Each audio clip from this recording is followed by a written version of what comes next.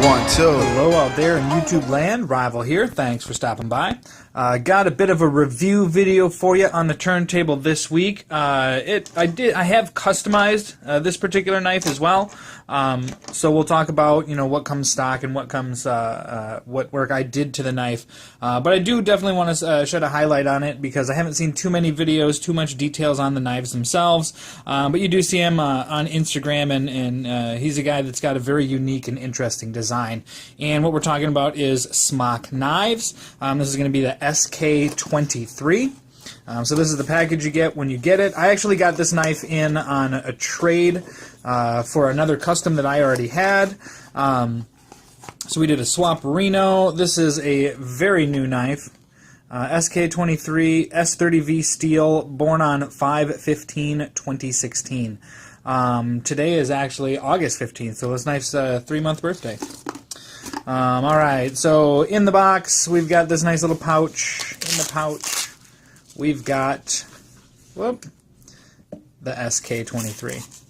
Now, when you start talking to Kevin and look at the options for this knife, I mean, he's done, countless different things to this particular knife, different blade steels, and then different handle styles, but the overall setup is what remains the same. The blade shape, the flipper, the lock, and that stuff we'll talk about. So to get a few specs out of the way, it is a flipper. It is a light switch style flipper.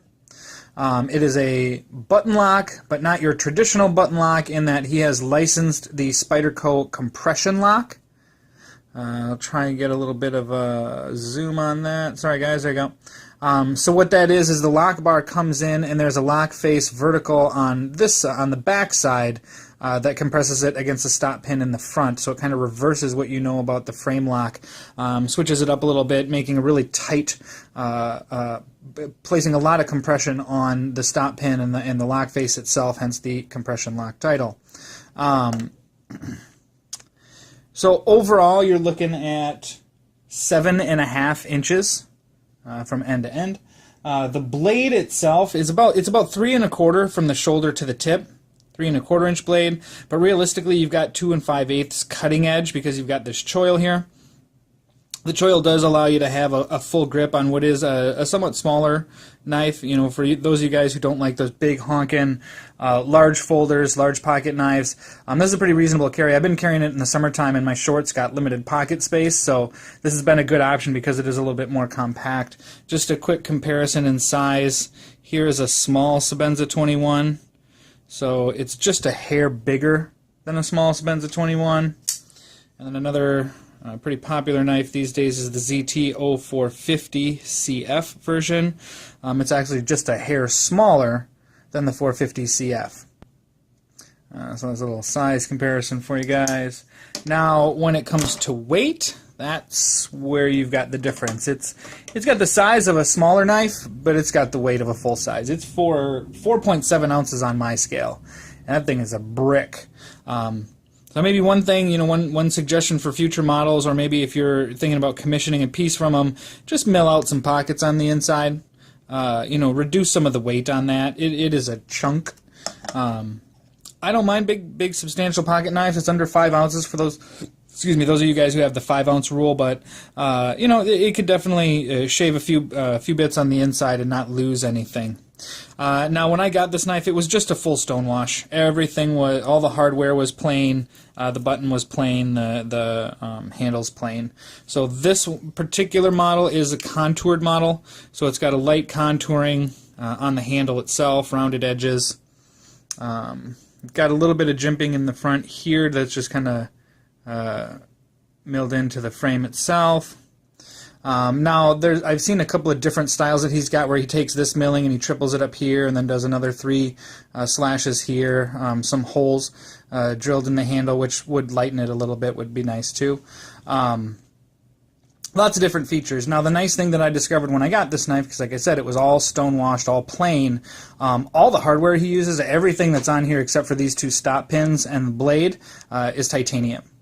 And for guys like me, customizers, people who like to trick things out, that's pretty awesome because that's just like a blank canvas. Now, I know you can have him do the work too. He was, before he became a full-time knife maker, he was a modder and a customizer. So he does some pretty amazing anodizing work as well. He does some awesome Cerakote work. But like I said, I got this one plain blank canvas, so I did all the anodizing that's on it. You've got the blue with a bit of, I call it kind of dripping paint look on the on the bronze there on the top, a little faded bronze, bronzed all the hardware, bronzed the button.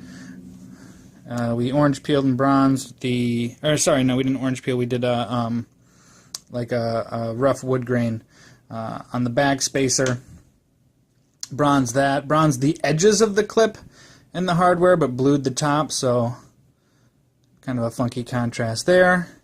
And then if you can see it, I don't know if you can see it, but besides the pivot being bronzed, I also gave the inside a wood grain and bronze as well, and then you can see I jeweled the inside of the back spacer. So literally every square inch of this knife has been customized or tricked out in some way, shape, or form. And again, you know, Kevin's a customizer himself. He can do a lot of different things for you if you get on his list. Now, that would be one of the other downsides to this particular knife. The wait list is pretty long. So unless you get it on trade or on one of his auctions or fundraisers or something like that, you're going to be waiting a little while. He's pretty upfront as far as how long you're going to be waiting, but it can still get frustrating in the meantime. So I know how that goes. If you guys have never been on a knife maker's books before, the waits can go on and on and on. But that's just how things roll when you're a knife maker. You know, my impressions of the knife overall, so this has got S30V steel. I've had it for just over a month now. I've been EDCing it on and off. It had a great edge out of the box. And whoop, got a little gunk on there right now. But like I said, I do use it, and it's a really good cutter. The blade stock is a bit thick, but the edge that he put on there is very good. It's completely flat, flush, and then it had a great hard bevel on it, just a consistent bevel. I would imagine a wicked edge or some type of something like that. Either that or maybe a controlled jig on a grinder. I'm trying to get you a good view of it, but you know, I've since stropped it and touched it up, and it cuts great. S30V, I mean, you know, it's a good hard-holding steel. It's got a nice tumbled stonewash finish on this thing, which I like a lot. Not acid etched. It looks like maybe it was like bead blasted or media blasted and then tumbled. It's got a nice crowned spine, which is a nice touch as well. Again, the hardware, I believe that's Steve Kelly hardware, which is some pretty premium stuff. In the hand, feels pretty good. It's got a little bit of an odd shape here because of how this is set up, but it's got to be that way to house the compression lock and the flipper tab. The tab comes all the way down to there, so there's not a whole lot of options for rounding, but it looks good and feels good in the hand. Sorry guys, I'm trying to get you a good zoom. There you go. So I'm very impressed with it. This is his first custom offering. There's several of these starting to show up out in the wild, a few on the secondary market. You're going to be looking in probably the $600 range up. You know, 600 probably being the baseline, and if you start getting the Cerakote versions or the customized versions, you're probably going to go in the $700-800 range. Again, the build quality and the materials are premium. Everything is titanium, with exception to the stop pins, which you want to be steel, and the blade steel, carbidized lock face. It's really good shape, beautiful knife. Yeah, I don't know how much else I can tell you about this. Obviously, Wharncliffe blade shape, so if you're not a Warney fan, you know, you might want to wait for another model. I know he's got another standard frame lap flipper model, which has got more of a traditional blade shape, but me, I'm a sucker for a good Wharncliffe. And I've been kind of switching out some of my larger knives for smaller knives, as you know, I've had problems in the summertime being able to carry what I want to carry. So I like to have a good selection of things that you can wear in shorts or things with shallow pockets. So again, this fits that bill really well.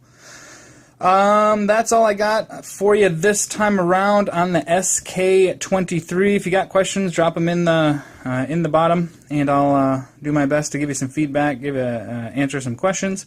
I got some more overview videos and pimp job videos coming up. So yeah, like, subscribe. Thanks for stopping by. Peace.